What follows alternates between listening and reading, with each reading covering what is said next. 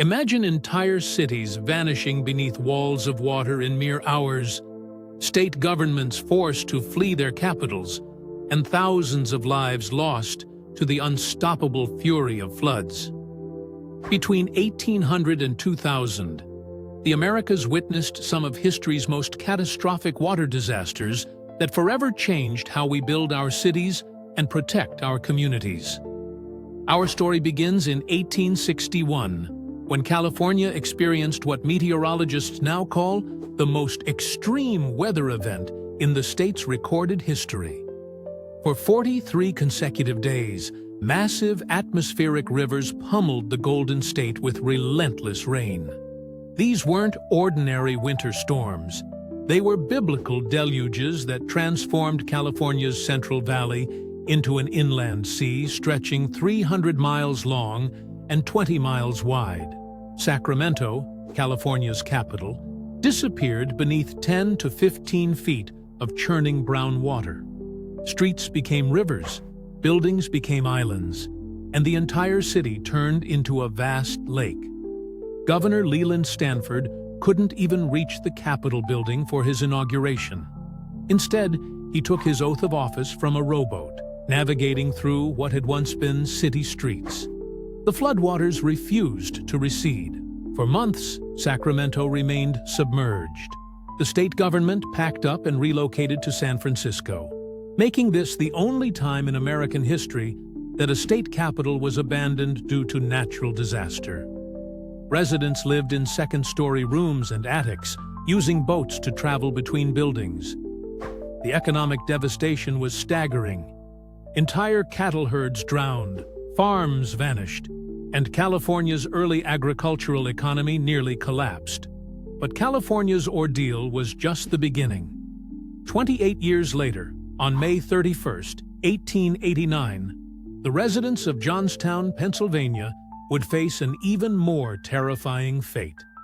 High in the mountains above their industrial city, the South Fork Dam held back a massive recreational lake created by wealthy Pittsburgh businessmen for their exclusive fishing club. For days, heavy rains had been falling across Pennsylvania. The dam, poorly maintained and structurally compromised, began showing signs of stress. Workers frantically tried to reinforce it, but their efforts proved futile. At 3:10 in the afternoon, the dam catastrophically failed. 20 million tons of water exploded from the collapsed structure, creating a wall of destruction 60 feet high and half a mile wide. This wasn't just water. It was a churning mass of debris, trees, houses, railroad cars, and boulders racing toward Johnstown at 40 miles per hour. The flood waves swept through the Conemaugh Valley like nature's wrecking ball, gathering momentum and debris with each mile. When it struck Johnstown, entire city blocks simply vanished. The wave picked up locomotives and threw them like toys. Houses were ripped from their foundations and smashed to splinters. Clara Barton, founder of the American Red Cross, arrived days later to coordinate relief efforts. She described the scene as the Valley of Death. Bodies were found miles downstream, some as far as Cincinnati. The final death toll reached approximately 2,200 people, making it one of America's deadliest disasters. The Johnstown flood exposed the dangers of poorly regulated private infrastructure projects. The South Fork Fishing and Hunting Club had modified the dam, lowering its height and removing crucial spillways to accommodate their carriages. When lawsuits were filed, the courts found that the disaster was an act of God, and no compensation was paid to survivors. This legal precedent would influence disaster liability law for decades. Nearly 50 years passed before America faced another flood disaster of comparable magnitude. In March 1938, Los Angeles experienced what residents called the storm of the century. Two massive Pacific storm systems converged over Southern California, dropping nearly a year's worth of rain in just 5 days. The Los Angeles River, normally a modest stream meandering through concrete channels, transformed into a raging torrent. The river that Hollywood had used as a backdrop for countless films suddenly became a monster, overtopping its banks and flooding vast areas of the metropolitan region. The San Gabriel and Santa Ana rivers joined the assault, creating a three-pronged flood that inundated Orange County, Riverside, and much of the Los Angeles basin. In Anaheim, the Santa Ana River swept away entire neighborhoods. Residents climbed onto rooftops, desperately waiting for rescue as their homes were swept downstream.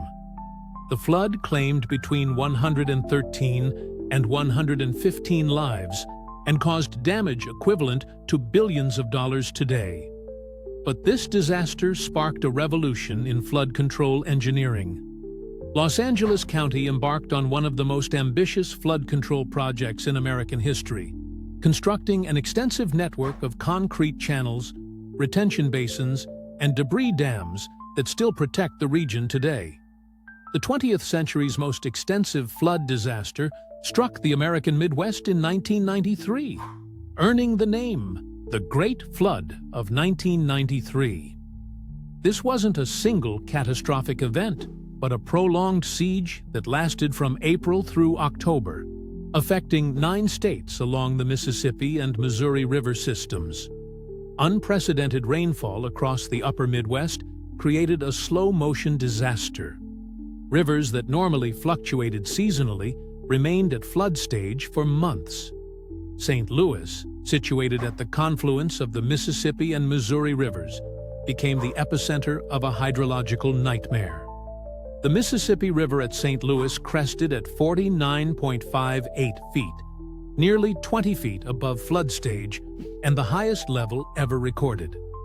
The city's famous Gateway Arch stood surrounded by a vast brown lake that stretched to the horizon.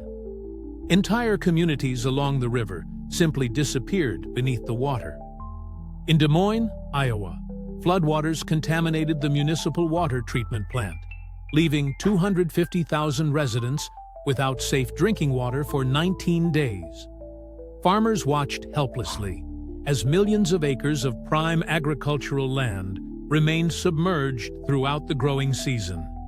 The economic impact exceeded $15 billion, affecting everything from grain prices to barge transportation. The 1993 flood fundamentally changed America's approach to river management. For decades, the strategy had been to build higher levees and constrain rivers within narrow channels. The Great Flood proved this approach was flawed. Water, when confined, simply builds more pressure and creates more devastating failures. These disasters reveal a common thread in American history. Our relationship with water has always been one of both dependence and vulnerability. Each catastrophic flood taught painful lessons about engineering, urban planning, and the awesome power of nature. The Sacramento flood of 1862 demonstrated how quickly prosperity could vanish beneath rising waters. California's early settlers had built their cities in river valleys and floodplains, prioritizing access to water and transportation over flood safety. The disaster forced a fundamental rethinking of urban development in flood-prone areas. Johnstown's tragedy exposed the dangers of privatized infrastructure and inadequate safety oversight. The wealthy businessmen who owned the dam had prioritized recreation over public safety, with catastrophic results. This disaster helped establish the principle that infrastructure owners bear responsibility for public safety. The 1938 Los Angeles flood showcased both the destructive power of urban development in natural flood channels and the potential for engineering solutions. The massive flood control system built in response became a model for other cities facing similar challenges. The Great Flood of 1993 marked the end of the bigger levees era and the beginning of modern floodplain management. Scientists and engineers recognized that working with natural flood cycles, rather than against them, offered better long-term protection. These water disasters shaped more than just infrastructure. They influenced literature, art, and American culture. The Johnstown flood became a symbol of industrial-age hubris and class inequality. The California floods inspired early environmental writing about humanity's relationship with nature's power. Today, as climate change intensifies weather patterns and urban development continues expanding into flood-prone areas, these historical disasters offer crucial lessons. They remind us that no matter how advanced our technology becomes, water will always find a way. The question isn't whether floods will occur, but whether we'll learn from our ancestors' experiences and build more resilient communities. These catastrophic floods demonstrate that in our ongoing relationship with water, respect for nature's power remains our most valuable tool for survival.